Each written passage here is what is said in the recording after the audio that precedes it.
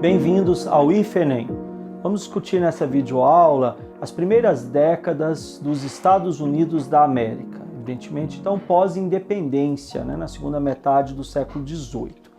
E aqui eu vou dar ênfase a três aspectos. O primeiro, a Constituição dos Estados Unidos da América. O segundo, a conquista do Oeste, a expansão até a costa pacífica. E um terceiro momento de inflexão, a Guerra Civil, a chamada Guerra de Secessão entre 1861 e 1865.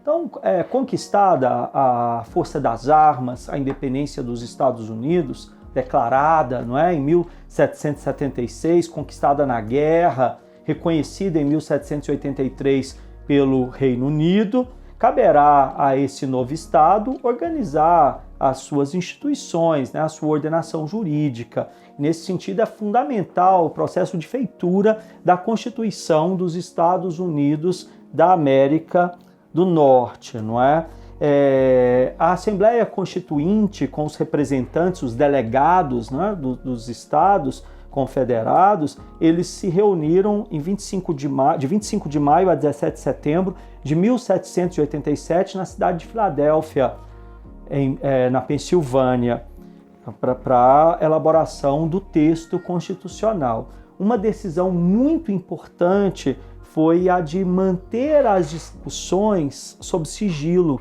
porque isso afastou das paixões externas, as pressões externas afloradas por paixões naquele momento de ordenação jurídica. Então, uma espécie de blindagem desses 55 delegados nesse tempo em que se reuniram para elaborar o texto. O maior desafio dos delegados era o de conciliar a necessidade de fortalecimento do poder central com a recusa dos estados membros de alienarem parte de sua soberania. Então, vou repetir, no processo de ordenação jurídica do recém-criado Estados Unidos da América, há um desafio que é possível ser considerado o maior dos delegados que estavam redigindo o texto. Qual é?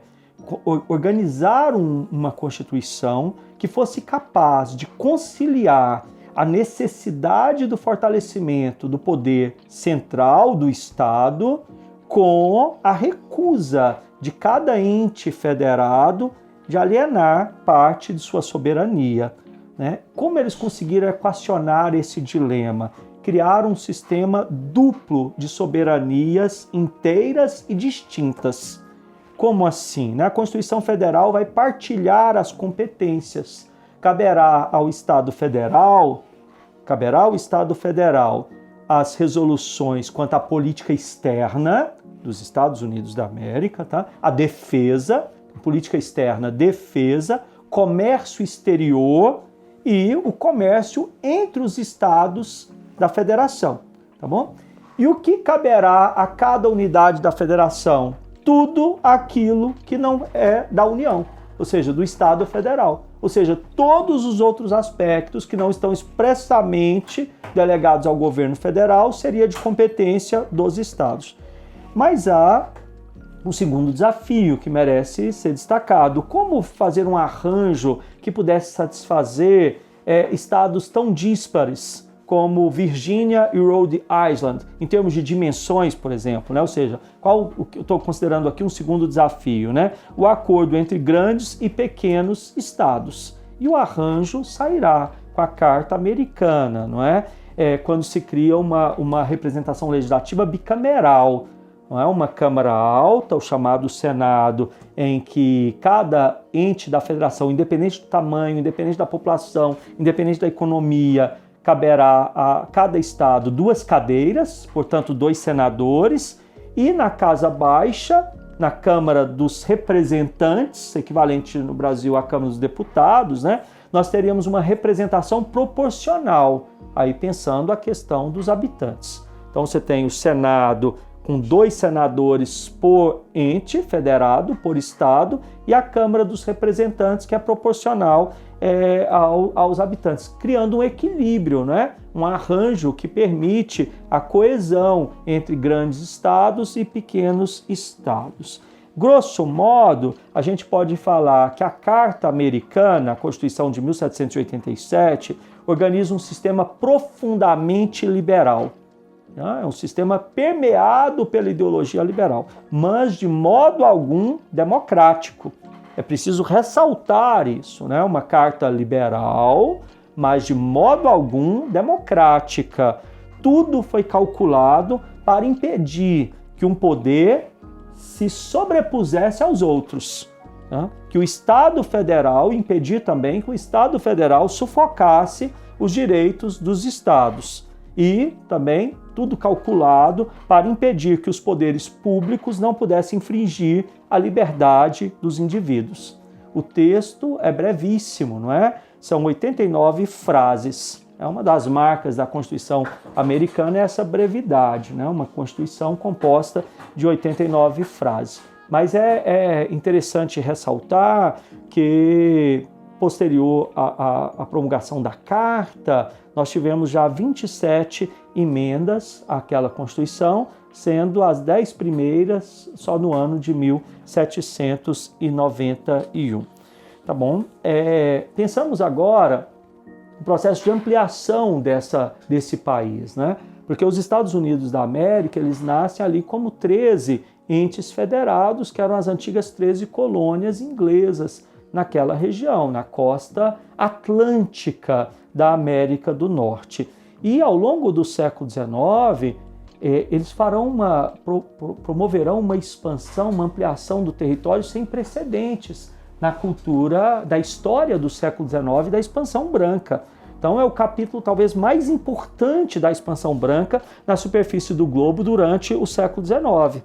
E os estados legaram esse território, né, esse território do chamado Oeste, à União. Há uma ordenação, né, jurídica disso, que se dá também em 1787, chamada exatamente a ordenação, né, de 1787, que definiu que as regiões do Oeste poderiam, por uma série de etapas, estabelecem com rigor quais são esses critérios, ter acesso ao Estatuto de Estado. E ainda no século XVIII, em 1792, um novo ente entrará na federação, que é o primeiro, então, depois dos 13, Kentucky. Em 1792, esse estado ingressa na União. Ainda no século XVIII, o Tennessee, 4 anos depois, em 1796. Ohio, em 1803, e aí até chegar no último, não é? Que é o estado do Havaí, no ano de 1959, precedido um ano antes pela compra do Alasca, comprado da Rússia em 1900, né? Havaí em 1959 e o Alasca em 1958. Então, nós temos ampliações sucessivas. Há meio século, que é o período que vai de 1803 a 1853, de uma ampliação do território assim, que vai aumentar imensamente, quadruplicar o território norte-americano. Em 1803 há um marco fundamental, que é quando Napoleão cede a Louisiana, né, aos Estados Unidos. Foi vendido, naquele momento grave para a França napoleônica, de guerras, ele vende por 15 milhões de dólares, e isso vai duplicar, só a cessão pela França de Napoleão, né, da Louisiana aos Estados Unidos, vai duplicar o território, pois a Louisiana francesa nesse momento possuía um pouco mais de 2 milhões de quilômetros quadrados. É adquirida por meio da compra, tá, no ano de 1803, no valor aí da época, tá, de 15 milhões de dólares.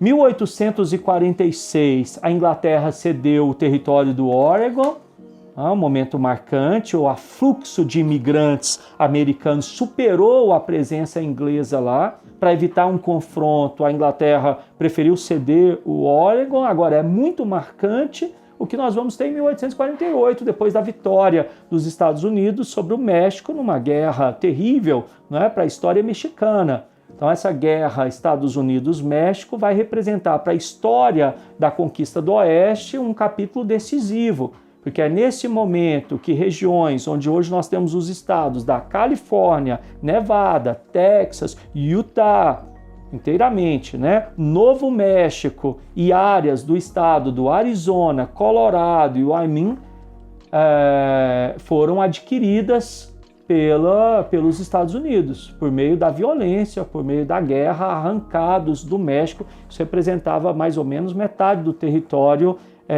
do México. Nessa conquista do Oeste, um outro aspecto marcante na história é o confronto com os povos nativos, que nós chamamos de forma muito genérica de indígenas. Tá? Então, a princípio, as antigas potências coloniais eram um obstáculo aos colonos ingleses da América, em especial a presença francesa, não é? Mas removida a presença francesa e a própria dificuldade criada pelo Estado inglês, a expansão dos seus colonos para o oeste, o problema será o índio. O problema que eu falo na ótica desses brancos, né? Então havia os índios. E a gente poderia fazer a pergunta, num espaço territorial tão imenso, será que não era possível, com essa densidade demográfica tão baixa, a coexistência entre os grupos nativos, não é? Os indígenas e os brancos descendentes de europeus? Não seria possível coabitar esse território em bom entendimento? Né? Parece que não, né? Efetivamente, porque há o conflito entre o sedentário e o nômade. As tribos inquietavam os agricultores, as tribos nativas, com suas incursões, saques, pilhagens, violências, mas essas incursões eram incapazes de conter o avanço do branco, com suas tecnologias de morte muito mais avançada que a dos povos nativos da América, né? Então, os indígenas, os nativos, foram progressivamente empurrados à força para o oeste. Para você ter uma ideia, em 1826 eles já estão na outra margem do maior rio da América do Norte, que é o Mississippi. Então, quando você puder olhar no mapa, você vai ver ali o rio Mississippi de norte a sul nos Estados Unidos. Em 1826 já não há índios do lado, na margem leste do Mississippi. E eles vão sendo lançados cada vez mais para o oeste, quando não puramente exterminados, não é? Agora, o desenvolvimento econômico que essa sociedade foi capaz de promover levará a uma divergência mortal entre as regiões mais ao norte e as regiões ao sul. E foi o confronto entre o norte e o sul, né? Confronto no limite, que foi o confronto físico mesmo, a guerra, conhecida como Guerra de Secessão. O embate adveio do próprio desenvolvimento econômico que essa sociedade foi capaz de promover ao longo da primeira metade do século XIX, colocando em choque dois modelos de desenvolvimento bastante distintos do norte e do sul. O norte, marcadamente desde o século XVII, com economia com pequena, média propriedade, trabalho livre, os negócios, o pequeno comércio, enquanto o sul especializou-se nas grandes propriedades monocultoras com trabalho escravo africano. Num certo momento, no século XIX, em meio a um país unificado, há uma total impossibilidade dessa divergência permanecer, porque o norte se industrializava, mas havia um grande problema, a Inglaterra. Problema em que sentido? No sentido de que a Inglaterra possuía as melhores, mais modernas máquinas, produzia mais, melhor, mais diversificado e mais barato que qualquer lugar do mundo. Como se industrializar com uma concorrência como a inglesa? Isso não seria possível, a não ser se você se construísse uma economia com alguma barreira alfandegária, o seu país se protegesse cobrando impostos altos. Mas isso não era interessante para estados dos Estados Unidos, como a Virgínia, como a Carolina do Norte, como a Carolina do Sul, Alabama, que eram estados que haviam se especializado agora numa economia algodoeira que alimentava a indústria têxtil inglesa. Para eles, que vendiam algodão e compravam os produtos industrializados da Inglaterra, eles precisavam de tarifas alfandegárias baixas para pagar menos impostos, menos alfândega, né, nas suas negociações. Enquanto que, se a Inglaterra pudesse exportar para os Estados Unidos pagando impostos baixos, o norte não teria futuro no seu processo de desenvolvimento industrial. Então esse é o ponto nervoso, ao antagonismo agudo a propósito das tarifas alfandegárias. De maneira mais simplificada, mais direta, não é nem simplificada. O norte pleiteava que as tarifas alfandegárias dos produtos importados para os Estados Unidos fossem altas, para que eles pudessem desenvolver sua própria indústria sem temer a concorrência vantajosa, né, da Inglaterra. Por seu turno, os estados sulistas advogavam o contrário, que as tarifas alfandegárias fossem baixas, ou seja, não há meio termo, eles não conseguem chegar a um entendimento. E há um outro problema nervoso, talvez secundário, mas bastante importante, que é a questão da escravatura. A escravidão era a pedra angular de toda a economia e da ordem social do Sul. Tá? E na segunda metade, principalmente na segunda metade do século XIX, o movimento abolicionista ganha corpo e força, principalmente no norte, né? O movimento abolicionista sublinhava a profunda injustiça e a desumanidade de uma instituição que rebaixava seres humanos à condição de coisas, e eles não poderiam se compactuar com esse mal, com essa injustiça. O anti-abolicionismo usava o argumento econômico. Então, quem era contra a abolição da escravidão, os líderes dos estados do Sul, usavam o argumento econômico. É um péssimo argumento, porque o rendimento da mão de obra assalariada é superior ao da servil. Mas eles usavam um outro argumento, que é o direito dos estados, um argumento perigoso, pois colocava em xeque a sobrevivência da União. O Partido Republicano, a partir de 1854, ele encampa a ideia abolicionista, a luta contra a escravidão. E o Partido Republicano consegue eleger o presidente Abraham Lincoln no ano de 1860. Esse é o estopim para a crise. Tá? Então, Abraham Lincoln, do Partido Republicano, que encampa a campanha abolicionista, é eleito presidente dos Estados Unidos. Antes mesmo de tomar posse, o estado Carolina do Sul toma a iniciativa e declara-se fora da União, no dia 20 de dezembro de 1860. Então a Carolina do Sul é a primeira a agir, toma a iniciativa e se declara um estado em separado, um estado que não mais faria parte dos Estados Unidos da América. Em fevereiro de 1861, portanto, 2 meses depois da tomada unilateral de decisão da Carolina do Sul, outros estados aderem à posição da Carolina do Sul. Quais sejam? Geórgia, Alabama, Flórida, Mississippi, Louisiana, Texas, né? E a Carolina do Sul, que já tinha tomado decisão, reunidos em Montgomery, constituíram os Estados Confederados. Então, olha só, fevereiro de 1861 é formado de maneira unilateral um novo país, os chamados Estados Confederados, formados por Geórgia, Alabama, Flórida, Mississippi, Louisiana, Texas e Carolina do Sul. Um pouco mais tarde, a Virgínia, o Tennessee, a Carolina do Norte e o Arkansas aderem. 4 outros estados vão aderir. Essa secessão, que é a separação, ainda não era a guerra. Curiosamente, foram os Estados Confederados que tomaram a iniciativa militar. Mais uma vez do Sul que parte a iniciativa. No dia 12 de abril de 1861, a artilharia sulista abriu fogo contra Fort Sumter, tá? Que defendia o acesso ao porto de Charlestown. E o confronto começou.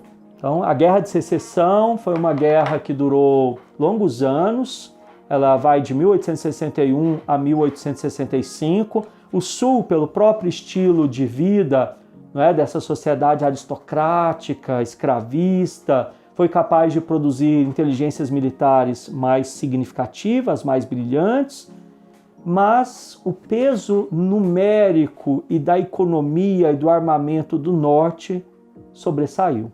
Tá? O peso, então, dessa vantagem do Norte irá sobressair e, na verdade, o Norte esmagará o Sul na Guerra Civil. Estima-se cerca de 600 mil mortos. O fato é que a vitória do Norte abrirá caminho para uma nova situação histórica dos Estados Unidos da América. O então chamado Destino Manifesto, que já era uma ideologia que circulava no imaginário norte-americano de que eles seriam uma grande nação, uma grande potência, agora parecia ser uma verdade inescapável, um futuro promissor se abria, na medida em que o Norte impôs a sua condição, aboliu a escravidão, na lei em 1863, na prática só com a vitória sobre o Sul em 1865, elevou as tarifas alfandegárias e abriu caminho para o seu amplo desenvolvimento econômico-comercial. Quando nós chegamos no início do século XX, quando explodiu a Primeira Guerra Mundial, em 1914, estima-se que 50% da produção industrial do mundo saía de um único país, os Estados Unidos da América.